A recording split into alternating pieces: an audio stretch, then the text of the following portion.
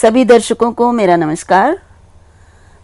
पूर्व व्याख्यान में जिस पद्य पर हम चर्चा कर रहे थे उसी चर्चा को हम अब आगे बढ़ाएंगे और जो पद्य हमने किया है उस पर जो व्याकरणात्मक और अलंकारों से संबंधित टिप्पणी है उस पर हम चर्चा करेंगे।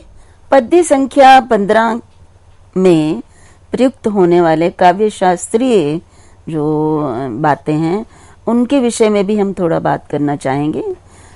जैसा कि हमने ये पद्य पढ़ा, ये बहुत ही सरल शैली में, सरल भाषा में ये पद्य लिखा गया है कवि द्वारा। इसमें जब अलंकार की बात करें, क्योंकि अलंकार के बिना, कोई भी छंद अलंकार के बिना पद्य जो है उसमें सौंदर्य नहीं आता है, तो इसलिए जब हम अलंकार की बात करते हैं तो इस पद्य में व्यतिरेक अलंकार का प्रयोग हुआ है। और व्यतिरेक अलंकार का लक्षण साहित्य दर्पणकार के अनुसार है आधिक्यम उपमेयस्य उपमानाद न्यूनता अथवा व्यतिरेकः। तो व्यतिरेक अलंकार वहां होता है जहां पर उपमेय की उपमान से या तो अधिकता बताई जाए या न्यूनता बताई जाए। यदि उपमेय को उपमान से अधिक बताया जाए तब भी व्यतिरेक अलंकार होता है, और यदि उपमेय को उपमान से न्यून बताया जाए, कम बताया जाए, तब भी व्यतिरेक अलंकार होता है। तो इस पद्य में उपमेय की उपमान से अधिक्य, उसका अधिकता बताई गई है। अर्थात वे सेवक, अभी मैंने पद्य तो आपके सामने बताया ही है, तो उस पद्य में किस प्रकार से अलंकार है ये बताना भी आवश्यक होता है। यदि हम केवल मात्र ये कह देते हैं या लिख देते हैं कि व्यतिरेक अलंकार है और उसका ये लक्षण है, परंतु लक्षण को घटित नहीं करते हैं तो उतना प्रभावी नहीं होता।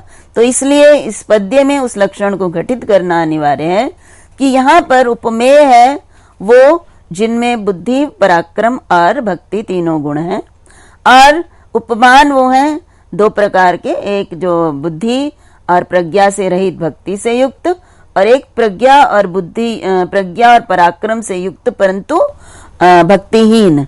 तो ये जो है दोनों प्रकार के जो ये उपमान हैं, उनकी अपेक्षा वे सेवक जिनमें प्रज्ञा, विक्रम, भक्ति तीनों हैं उनको अधिक बताया गया है, वो उनसे श्रेष्ठ बताए गए हैं। तो इस प्रकार से यहाँ उपमेय की उपमान से अधिकता या उसका आधिक्य बताया गया। इस कारण से इस पद्य में व्यतिरेक अलंकार है और शार्दूल विक्रीडित छंद है। इस छंद के विषय में मैं पूर्व पद्यों में भी आपके साथ बात कर चुकी हूँ। अब देखिए, हम पद्यों को जब करते हैं तो ये हमें नहीं भूलना चाहिए कि नाटक का गद्य भाग भी उतना ही महत्वपूर्ण है, क्योंकि गद्य भाग यदि हम नहीं, उसके विषय में बात नहीं करेंगे तो उसको, उस गद्य के माध्यम से उस कहानी, उस कथा को हम अच्छी तरह से समझ नहीं पाएंगे। तो यहाँ पर इसके बाद जो अंश है वो संस्कृत, उसकी मैं आपके सामने नहीं प्रस्तुत कर रही हूँ, परंतु उस अंश के द्वारा जो हमें ज्ञात होता है, जो चाणक्य द्वारा जो बोला गया गद्य भाग है, उसमें क्या क्या बताया गया है वो मैं आपको संक्षेप में मैं बता रही हूँ। तो चाणक्य ने जो राक्षस को राजनीति का प्रयोग करके चंद्रगुप्त के मंत्री बनाने के लिए जो कुछ भी योजनाएं बनाई हैं, कुछ योजनाएं चाणक्य ने तभी बना ली थी जब उसने ये प्रतिज्ञा की थी कि नंदों का विनाश करके चंद्रगुप्त को राजा बनाऊंगा। तो उन्हीं सब योजनाओं को और उससे आगे आने वाली योजनाएं भी हम साथ साथ आगे करते जाएंगे। तो इस नाटक से पूर्व, चंद्रगुप्त को राजा बनाने से पहले, चंद्रगुप्त की हत्या की प्रतिज्ञा करते हुए उसने जो योजनाएं बनाई थी उनका इस गद्य भाग के माध्यम से वो चाणक्य जो है वो स्पष्टीकरण कर रहे हैं। तो वो कौन कौन सी योजनाएं थी जिनको आरंभ किया था चाणक्य ने, ताकि राक्षस को जो है वो बाध्य कर दिया जाए कि वो चंद्रगुप्त का मंत्री पद स्वीकार कर ले। तो उसमें देखिए, सबसे पहली जो योजना है वो ये है, विष कन्या के द्वारा पर्वतक की हत्या करवाना। इसको हमें विस्तार से देखना पड़ेगा कि जब चाणक्य ने नंदों को मारने की प्रतिज्ञा की थी तो उसने अनेक राजाओं का, जो पर्वतीय राजा थे, उनकी सहायता ली थी। और पर्वतीय राजाओं का जो प्रधान राजा था पर्वतक, पर्वतेश्वर जिसको कहते हैं, तो पर्वतक को उसने ये कहकर उसको साथ में मिलाया था युद्ध करने के लिए नंदों के विरोध में कि आप जब ये नंदों का नाश हो जाएगा तो इस राज्य का आधा भाग चंद्रगुप्त को और आधा आपको मिलेगा। तो इस कारण से पर्वतक ने चाणक्य का साथ दिया और नंदों को हराने में जो है सफलता प्राप्त की। अब चाणक्य पर्वतक को जानता है, वो उसको ये ज्ञात है कि किसी भी राज्य के 2 टुकड़े कर देना उस राज्य की समृद्धि के लिए लाभकारी नहीं है, और पर्वतक वैसा राजा नहीं है जो मगध के राज्य को चला सके और जनता के काम के लिए कार्य कर सके। तो वो चाहता था कि किसी तरीके से ये पर्वतक जो है ये हट जाए रास्ते में से। तो उसने एक राजनीतिक चाल ये चली कि जब नंदों की हत्या हो गई और चंद्रगुप्त को राजा बना दिया, तो दूसरी तरफ राक्षस भी अपने राजाओं की मृत्यु का बदला लेने के लिए उसने भी चंद्रगुप्त को मारने की योजना बनाई। मैंने आपको पहले भी बताया। तो उसमें उसने सबसे पहली योजना क्या बनाई थी, उसने एक विष कन्या को पाला और ये प्रयास किया कि जैसे ही अवसर प्राप्त होगा उस विष कन्या के साथ चंद्रगुप्त का संबंध करवा के और चंद्रगुप्त की हत्या करवा दूं। तो ये एक जो कार्य, जो नीति जो है उसने प्रयोग की थी राक्षस ने, जिस विष कन्या के द्वारा राक्षस चंद्रगुप्त की हत्या करवाना चाहता था, चाणक्य ने अपनी राजनीतिक चाल से उसी विष कन्या के द्वारा पर्वतक की हत्या करवा दी। तो चाणक्य का लाभ हो गया कि चंद्रगुप्त का आधे राज्य का अधिकारी जो पर्वतक है उसकी हत्या हो गई और उसको आधा राज्य जो है किसी को भी नहीं देना पड़ेगा। ये चाणक्य ने अपने गुप्तचर के माध्यम से करवाया है। और देखिए विष कन्या किसकी है, विष कन्या राक्षस की है, और राक्षस की विष कन्या होने के कारण जनता में ये बात फैलाना बहुत सरल हो जाएगा कि राक्षस ने विष कन्या का प्रयोग करके पर्वतक को मार दिया। तो यहाँ हत्या करवाई चाणक्य ने, परंतु सारा का सारा दोष जो है प्रजा में ये बता दिया गया कि ये हत्या राक्षस ने करवाई है। इसका देखिए एक लाभ ये भी है कि जो नंदों का राज्य था बहुत सालों तक, और वहां जो प्रजा है, यद्यपि उनके राज्य में प्रजा प्रसन्न नहीं थी, लेकिन बहुत सारे ऐसे भी थे जो कि नंदों के राज्य से खुश भी थे। तो इसलिए उनको इसको नंदों के विरोध में या विरोध करना या राक्षस पर उनका विश्वास जो बहुत अधिक सालों से बना हुआ था उसको दूर करने के लिए ये जो योजना है बहुत काम आई। क्योंकि प्रजा में अब जब ये पता चल गया प्रजा को कि राक्षस जो है वो हत्याएं करवा रहा है, दुष्कर्म कर रहा है, तो प्रजा जो है उसके प्रजा विरोध करने में पीछे नहीं हटेगी। तो यही सोचकर ये एक चाल चाणक्य ने चली। अब ये विष कन्या के बारे में यदि बात करें तो प्राचीन काल में विष कन्या जो है इसके विषय में बहुत अधिक जो है चर्चा हुई है। और वो विष कन्या क्या होती है उस पद्य के माध्यम से मैं आपको बताती हूँ। आजन्म विष संयोगात कन्या विषमयी कृता स्पर्शोच्छ्वास आदिभिर्हन्ति तस्यास्त्वेतत् परीक्षणम।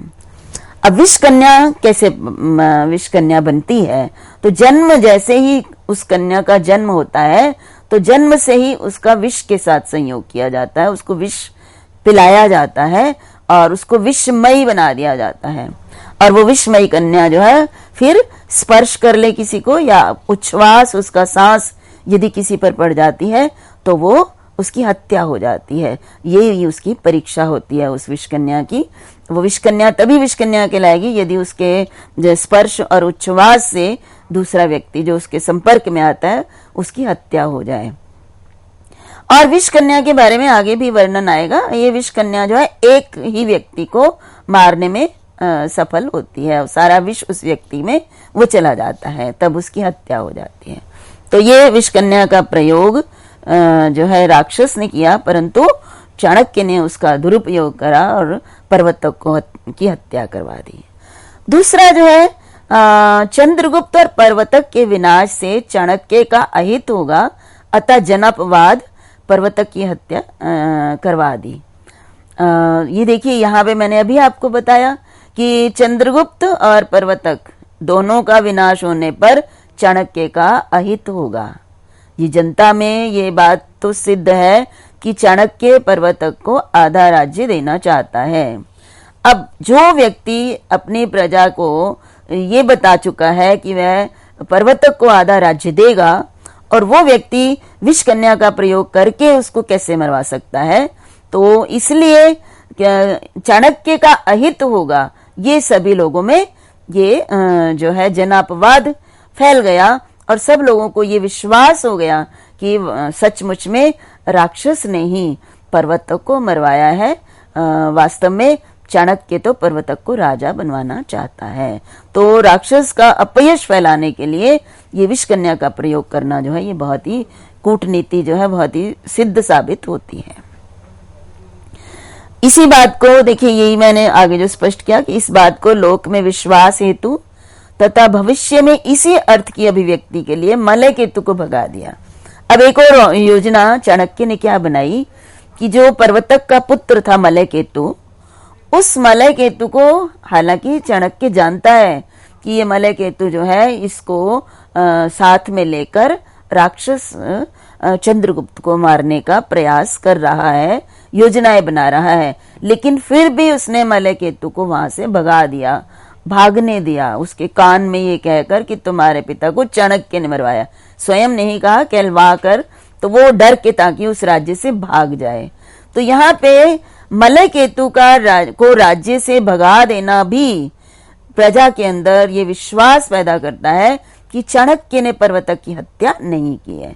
क्योंकि यदि चाणक्य पर्वतक की हत्या करता तो चाणक्य पर्वतक के पुत्र को क्यों छोड़ देता?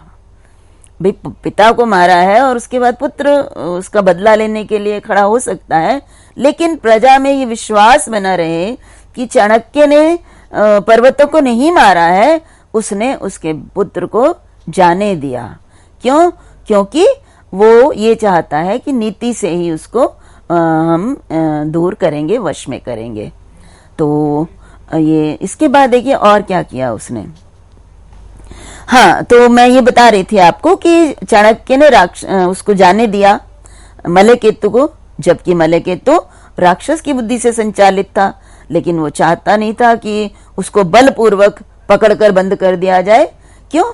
क्योंकि जो अपयश राक्षस का जनता में फैल रहा था वो दूर हो जाएगा, सभी कहेंगे कि इसी ने मरवाया होगा, अब इसने उसके पुत्र को भी बंदी बना लिया है या उसकी हत्या कर दी है। ये भी योजना चाणक्य की जो है बहुत ही कुशल राजनीतिज्ञ ही इस प्रकार की योजना बना सकता है। अब उसके बाद उन्होंने चाणक्य ने और क्या किया है, ये प्रथम अंक में जो गद्यांश है उसके द्वारा उस चाणक्य की योजनाओं की जानकारी हमें प्राप्त हो रही है। और अब चाणक्य ने अपने और शत्रु के पक्ष के प्रति अनुरक्त प्रजा का पता लगाने के लिए विविध वेशभूषा, आचरण विचरण आदि का ज्ञान रखने वाले गुप्तचरों की नियुक्ति की है। अब देखिए, मैंने पहले ही बताया कि ये नंदों का राज्य था, और नंद राज्य में जो प्रजा है वो नंदों के प्रति, राक्षस के प्रति अनुरक्त थी, उनसे उनका प्रेम था, उनके प्रति भक्ति थी। और सभी की नहीं थी, लेकिन कुछ ऐसे अवश्य थे स्वामी भक्त, जो कोई भी राजा हो लेकिन अपने राज्य के कल्याण के लिए वो उसका साथ देते हैं।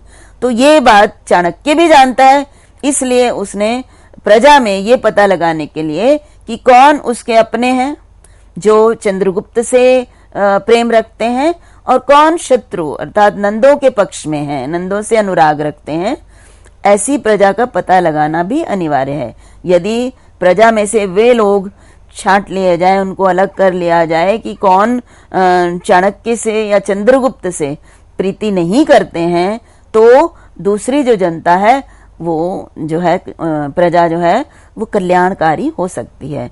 तो इसलिए चाणक्य ने दूसरा और काम क्या किया कि अपने बहुत सारे ऐसे विविध वेशभूषा धारण करने वाले, विविध बोलचाल बोलने वाले तरह तरह के गुप्तचरों को उसने सभी दिशाओं में नियुक्त कर दिया, उनका पता लगाने के लिए जो शत्रु पक्ष में अनुराग रखते हैं। तो ये एक और योजना है चाणक्य की, राक्षस को कमजोर करने की और चंद्रगुप्त के राज्य को सुदृढ़ करने की। उसके बाद कुसुमपुर वासियों में नंद के अमात्यों के कपटपूर्ण आचरण का पता लगाना। ये एक और देखिए, एक तो ये पता लगाया कि कौन अनुराग नहीं रखते हैं चंद्रगुप्त से, प्रीति नहीं रखते, उनका पता लगाया। और एक कुसुमपुर, यहाँ पाटलिपुत्र, कुसुमपुर, पुष्पपुर, ये एक ही के नाम है। पटना जिसको आज हम कहते हैं पाटलिपुत्र, तो यहाँ पे बिहार का है ये। तो कुसुमपुर में जो रहने वाले हैं उनमें जो नंद के अमात्य हैं, नंद के राज्य के मंत्री थे, और उनका कपटपूर्ण आचरण कि वो राक्षस के साथ मिलकर अन्य अमात्य चंद्रगुप्त को उस राजगद्दी से हटाने के लिए क्या क्या प्रयत्न कर रहे हैं, कौन कौन से कपटपूर्ण आचरण कर रहे हैं, उनका भी वो पता लगा रहा है चाणक्य। उसके लिए भी उसने अपने व्यक्तियों को छोड़ा है। उसके बाद देखिए, एक बहुत ही चाणक्य की नीति का एक बहुत बड़ा ये उदाहरण ये है कि वो बहुत पहले ही योजना जो है वो बना लेता है और उसको आरंभ कर देता है, और उसका फल फिर बाद में वैसा ही प्राप्त होता है। ये हम पूरे नाटक में देखेंगे। तो यहाँ देखिए, उसने मलय केतु को राक्षस से अलग करने के लिए नीति तथा ज्योतिष शास्त्र के मर्मज्ञ अपने बाल्यकाल के मित्र इंदु शर्मा को नंद वंश के वध की प्रतिज्ञा करते ही कुसुमपुर में ले आया तथा नंद के सभी अमात्यों के साथ उसकी मित्रता करवा दी, और विशेष रूप से राक्षस को उस पर बहुत विश्वास हो गया। तो यहाँ देखिए, चाणक्य का बचपन का मित्र जिस साथ ही पढ़े हैं, उस मित्र इंदु शर्मा को जैसे ही उसने प्रतिज्ञा की कि मैं नंदवंश का विनाश करूंगा, पहले ही ले आया और लाने के बाद उसकी मित्रता करवा दी नंद के मंत्रियों के साथ, और विशेष रूप से राक्षस के साथ उसकी मित्रता बहुत ही घनिष्ठ हो गई, और हर बात में राक्षस उस पर बहुत विश्वास करता है। तो अब राक्षस इंदु शर्मा पर विश्वास करता है, और इंदु शर्मा चाणक्य का ही अपना बचपन का मित्र है। तो इस इंदु शर्मा के माध्यम से चाणक्य किस प्रकार से कूटनीतिक चाल चलेगा, किस तरह से राक्षस को बाध्य होना पड़ेगा कि उसके पास और कोई रास्ता नहीं होगा सिवाय इसके कि वो अपना आत्मसमर्पण करके चंद्रगुप्त का मंत्री बन जाए। तो ये योजनाएं चाणक्य ने पहले ही बना ली। तो ये मैंने आपको बताया कि इस नाटक में तो हम चंद्रगुप्त राजा हो चुका, और मलय केतु को लेकर राक्षस प्रयत्नशील है चंद्रगुप्त को हटाने में, और चाणक्य का प्रयत्न है कि चंद्रगुप्त का राज्य सुदृढ़ हो, और इसके लिए राक्षस जो है वो उसको बाध्य होना पड़े उसका मंत्री बनने में।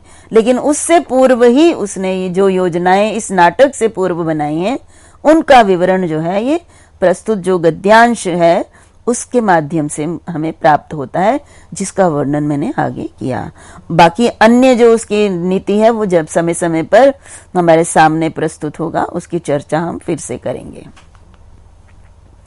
अब हमारे पास पद्य 16 है, और इसका जो इस पद्य में क्या है, चंद्रगुप्त की राज्य के प्रति उदासीनता को लेकर चाणक्य की चिंता है और उसका निवारण है। देखिए, चाणक्य प्रयत्न कर रहा है, बहुत प्रयत्न कर रहा है उसके राज्य को सुदृढ़ बनाने में। चाणक्य में अपना कोई स्वार्थ नहीं है। वो जब भी उसका राज्य सुदृढ़ हो जाएगा, चंद्रगुप्त राक्षस मंत्री बन जाएगा, तो वो पुनः अपने तक्षशिला में वापस लौट जाएगा, और वहां जाकर जो अपना अध्यापन का कार्य, अध्ययन का कार्य है वो पुनः कर देगा। उसे स्वयं के लिए कुछ नहीं चाहिए। तो यहाँ पर चाणक्य समस्त प्रयत्न कर रहा है, परंतु चंद्रगुप्त उदासीन है। चाणक्य को इस बात से थोड़ी सी चिंता हो रही है कि चंद्रगुप्त स्वयं कुछ कर ही नहीं रहा, उदासीन हो रहा है, उदासीन बैठा है और मैं ही सारे काम कर रहा हूं। लेकिन फिर बाद में वो इस अपनी चिंता का निवारण भी स्वयं करता है, और वो निवारण इस प्रस्तुत पद्य के माध्यम से करता है। और वो पद्य है, स्वयं आहृत्य भुंजाना बलिनोपि स्वभावतः गजेंद्राश्च नरेंद्राश्च प्रायः सीदंति दुखिता। ये सामान्य बात बताते हुए वो चंद्रगुप्त के जो उदासीनता का कारण है उसको सही बताते हुए कहता है कि स्वयं आहृत्य भुंजाना, स्वयं आहृत्य स्वयं लाकर, भुंजाना भोग करने वाले, खाने वाले, स्वभावतः बलिनो अपि स्वभाव से बलवान होने पर भी, गजेंद्र गजराज और नरेंद्र राजा, नर इंद्र गज इंद्र, तो गजों का राजा, हाथियों का राजा और मनुष्यों का राजा, तो गजराज और राजा प्रायः दुखिता सीदंती, प्रायः दुखी ही होते हैं। अब देखिए एक राजा है, उसके पास अपार धन संपत्ति है, अपार सेवक हैं, और यदि वो स्वयं प्रयत्न करके और राज सुख का भोग करता है तो वो राजा जो है वो कैसे सुखी रह सकता है। उसको हर समय यदि उसे इसी चिंता में समय बिताना पड़े कि अब मुझे ये कार्य करना है, अब मुझे वो कार्य करना है, तो फिर राजा होने का उसको क्या फायदा। राजते इति राजा, जो सब पर शासन करता है, सब में प्रदीप्त होता है, वो राजा है, सुशोभित होता है, विराजमान होता है, तो वो उसका राजा होना जो है उसका क्या लाभ है। तो यही चाणक्य कहता है कि एक वो राजा है, और अगर उसे ही काम करना है तो फिर राजा होने का उसको सुख नहीं मिलेगा, वो दुखी ही रहेगा। कैसे, वो बड़े सुंदर उदाहरण से बता रहे हैं कि गजेंद्रा जैसे गजराज हैं, वो हाथियों का राजा, यदि उसे स्वयं परिश्रम करके पशु को मार कर लाकर स्वयं खाना पड़े तो वो गजराज होने का उसको कोई सुख नहीं प्राप्त होगा, आनंद प्राप्त नहीं होगा। इसीलिए गजराज के जो अन्य जितने भी उसके पशु हैं वो उसके लिए जो शिकार करके लेकर आते हैं, और गजराज जो है वो जब बैठकर स्वयं खाता है तो वो बड़ा ही खुश होता है। तो इसी तरह से राजा भी, इसके भी बहुत अधिक मंत्रीगण हैं, सेवक हैं, यदि वो कार्य करें और तब राजा राज सुख भोगेगा, अन्यथा राजा दुखी ही रहेगा। तो इसी प्रकार के जो भाव हैं कि जैसे राजा को स्वयं कार्य करके दुखी होना पड़ता है, वास्तव में यदि हम बाणभट्ट का ये कादंबरी में उसका शुकनासोपदेश पढ़ें, या फिर हम इसको दंडी का जो हमारा विश्रुत चरित है वो यदि पढ़ें, तो वहां पे राजाओं की जो दिनचर्या बताई है उसमें स्पष्ट बताया गया है कि राजा की दिनचर्या जो बताई है शास्त्रों में, उसमें राजा के लिए एक जो है आधा घंटा भी उनको अपने लिए प्राप्त नहीं होता, यदि वो राजा शास्त्रों में बताए हुए जो है नियमों के अनुसार अपनी दिनचर्या चलाता है। तो वहां पर भी वो जो मंत्री हैं वो राजा को यही कहते हैं कि आप जो है राज सुख यदि भोगना है तो अपना राज का भार जो है वो अन्यों पर सौंप दो। तो वहां तो वो राजा का अहित चाहने के लिए करते हैं, परंतु यहाँ पर जो चाणक्य है वो जानता है कि जब तक मैं हूं, राजा चंद्रगुप्त मेरा शिष्य है और वो मेरे कहे अनुसार ही कार्य करेगा, और मैं जो है चाणक्य चंद्रगुप्त को कोई भी ऐसा कार्य नहीं करने दूंगा जो जनता के अहित के लिए हो। इसलिए यदि इस समय चंद्रगुप्त अपने राज्य के प्रति उदासीन है तो इससे उसको कोई भी किसी प्रकार की उसके राज्य को हानि नहीं होगी। हाँ, जब वो चला जाएगा चाणक्य और जब मंत्री उसको प्राप्त हो जाएगा तब चंद्रगुप्त को सतर्क होकर अपने राज्य के रक्षा करनी पड़ेगी, जिसका कि हमें इतिहास में उदाहरण भी प्राप्त होते हैं। चंद्रगुप्त ने एक सम्राट के रूप में बहुत अधिक प्रसिद्धि प्राप्त की थी और अनेक राज्यों को उसने जीत लिया था, जिसका कि वर्णन हम आगे आने वाले पद्यों में भी करेंगे। तो इस प्रकार से चाणक्य एक बार तो दुखी होता है, लेकिन दूसरी बार वो उसी बात को स्पष्ट भी करता है कि अभी मैं हूं तो मैं उसके राजकार्य सब देख रहा हूं, इसलिए, और वो नया राजा है इसलिए उसको अभी राज सुख लेने में कोई आपत्ति नहीं होनी चाहिए। अब यहाँ पर शब्द हैं जिनके विषय में बात करेंगे। स्वयं आहृत्य जो है, स्वयं और आहृत्य, और आपूर्वक हरि धातु से त्वा प्रत्यय, त्वा के स्थान पर ल्यप प्रत्यय और ल्यप होने पर तुक आगम करने के बाद आहृत्य बनता है। भुंजाना, भुंज धातु से शानच प्रत्यय है और शानच प्रत्यय प्रथमा व्यक्ति बहुवचन का प्रयोग है। और बलिनो बल शब्द है और इन प्रत्यय है, यहाँ पे तद्धित प्रत्यय है, जिससे बलिन बनता है, और पुल्लिंग प्रथमा एकवचन में पुल्लिंग प्रथमा बहुवचन में बलिनः बनता है। और जब हम बलिनः और जब हम संधि करते हैं तो रू को ऊ करके और बलिनोपि बनता है। इसमें पूर्व रूप संधि करते हैं। स्वभाव शब्द से तसिल प्रत्यय करने पर स्वभावतः बनता है। और गजेंद्राश्च गजेंद्रा, गजेंद्रा कैसे बनता है? गजानाम इंद्रा गजेंद्रा, और बहुवचन में गजेंद्रा और साथ में च के साथ संधि है, गजेंद्रा च गजेंद्राश्च। इसी प्रकार से नरेंद्राश्च में भी नराणाम इंद्रा नरेंद्र, और फिर बहुवचन में नरेंद्रा बनता है। सीदंती लकार है, यहाँ पे सद धातु से लट लकार प्रथम पुरुष बहुवचन है। और दुखिता, दुख शब्द से इतच प्रत्यय तद्धित प्रत्यय लगकर दुखित बनता है, और प्रथमा बहुवचन दुखिता बनता है। अब यहाँ हम काव्य शास्त्र की दृष्टि से अलंकारों पर दृष्टिपात करते हैं कि इस पद्य में अलंकार कौन से हैं। तो यहाँ पर दो अलंकार हैं, यहाँ दीपक और तुल्य योगिता। तो मैं दोनों अलंकारों के लक्षण आपके सामने प्रस्तुत करती हूँ। दीपक अलंकार है अप्रस्तुत प्रस्तुतयोर दीपकम तो निगद्यते, और उसका दूसरा परिभाषा जो यहाँ पर अभी प्रयुक्त नहीं होती है, अथकारकम एकम स्याद अनेकासु क्रियासु चेत। तो जो पूर्व में कहा अप्रस्तुत और प्रस्तुत, अप्रस्तुत जो कि उपमान हम कह सकते हैं, प्रस्तुत मीन्स जो कि वर्ण्य विषय है, उन दोनों में जब एक ही धर्म के साथ संबंध होता है, दोनों का एक क्रिया के साथ संबंध होता है, तो दीपक अलंकार होता है। तो ये प्रथम पंक्ति में जो लक्षण दिया उसी के अनुसार यहाँ पर दीपक अलंकार है। तो यहाँ पर गजेंद्र और नरेंद्र दोनों का एक ही क्रिया दुखिता सीदंती के साथ, दुखी होने के साथ संबंध है, इसलिए यहाँ पर दीपक अलंकार है। यहाँ मैंने कहा तुल्य योगिता अलंकार भी है। वो कैसे? पदार्थानाम प्रस्तुतानाम अन्येषां वा यदा भवेत एक धर्माभिसंबंधः स्यात् तदा तुल्य योगिता। तो यहाँ तुल्य योगिता अलंकार भी है। वो इसलिए है कि जहां पर प्रस्तुत या अन्य इन पदार्थों का जब एक ही धर्म के साथ संबंध हो तो तुल्य योगिता होता है। तो यहाँ पर दुखी होना रूपी जो धर्म है उसका संबंध दोनों के साथ है, राजा के साथ भी, नरेंद्र और गजेंद्र के साथ भी है। तो एक ही धर्म दुखी होने का संबंध गजराजों के साथ भी और राजा के साथ भी है, इसलिए इस पद्य में तुल्य योगिता अलंकार है। और छंद यहाँ पे अनुष्टुप छंद है, और अनुष्टुप छंद श्लोक छंद भी कहते हैं इसको। और इस छंद के विषय में मैं आपसे पूर्व भी बात कर चुकी हूँ।